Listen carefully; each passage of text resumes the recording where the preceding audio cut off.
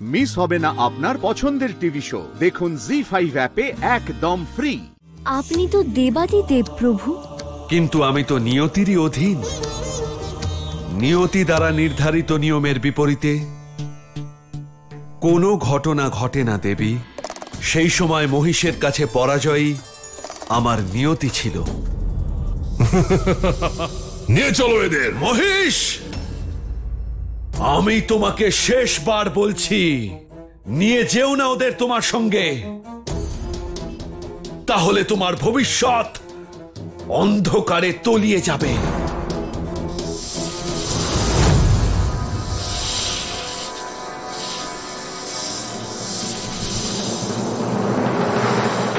তারপর কি হলো মহাদেব? মহিষের সম্মুখীন কি কেউ হতে পারল না?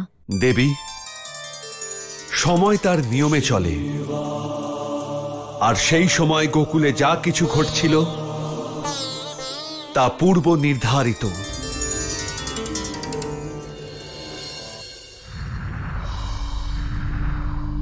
ভৈরব, আমি লজ্জিত মাতা, আমায় ক্ষমা করে দিন। আমি আপনার কাজ পূর্ণ করতে পারিনি, অসফল হয়েছি আমি। লজ্জিত হওয়ার কোনো প্রয়োজন নেই ভৈরব, সবকিছু সময়চক্র অনুসারেই হবে। মাতা, আপনার কাছে একটি প্রার্থনা, এই ঋষি পত্নীদের রক্ষা করুন ওই অধার্মিকের হাত থেকে। তা না হলে ওই অধার্মিক ওনাদের ক্ষতি করতে পারে। ভৈরব, আমি ওদের রক্ষা করতে পারবো না। মহিষ ব্রহ্মাদেবের কাছ থেকে এমন বর পেয়েছে যে এখন ওকে এই সংসারে কেউ পরাজিত করতে পারবে না। ও এই শুভ সংবাদ দিতে নিজের মাতা জরার কাছে গিয়েছে। মাতা, যদি আপনি না পারেন তাহলে এই সংসারে এমন কে আছে যে এটা পারবে? তা আমার জানা নেই, কিন্তু আমার যাওয়া সম্ভব নয় ভৈরব। মাতা, আপনি এরকম বলবেন না। আপনি তো সর্বশক্তিমান আদি শক্তি। যদি আপনি ওনাদের রক্ষা না করেন তাহলে এই সংসার আপনাকে প্রশ্নের কাঠগড়ায় দাঁড় করাবে। আর আপনি যে এত বড় মায়া রচনা করেছেন সতীর দেহ খণ্ডিত করে শক্তিপীঠের স্থাপন করার জন্য, সেই সব শক্তিপীঠের অর্থ আর মাহাত্ম্য হারিয়ে যাবে। মানুষকে সুরক্ষা দেওয়ার মতো আর কেউ থাকবে না। ভৈরব, তোমার কঠিন সত্য এটা, যদি আমি রক্ষা করতে না যাই তাহলে অবশ্যই এই সমস্ত শক্তিপীঠের উপর থেকে সংসারের বিশ্বাস উঠে যাবে। কিন্তু আমরা দেবদেবীরাও বিধির বিধানে বাধা।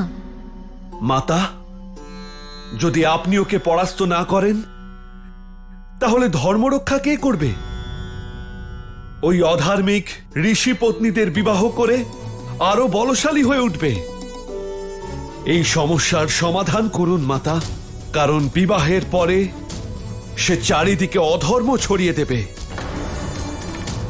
আর এটাই তো ওর ইচ্ছে। ভৈরব, এমন নয় যে আমি এই সত্য জানি না। তাহলে আর কি কারণ মাতা? ওর তপস্যা, ও সহস্র বছর ধরে ব্রহ্মাদেবের তপস্যা করে এমন বর লাভ করেছে যা এই সংসারে কেউ লাভ করেনি। এমন কি বর লাভ করেছে সে? জি5 ডাউনলোড করুন আর সব এপিসোড দেখুন একদম ফ্রি।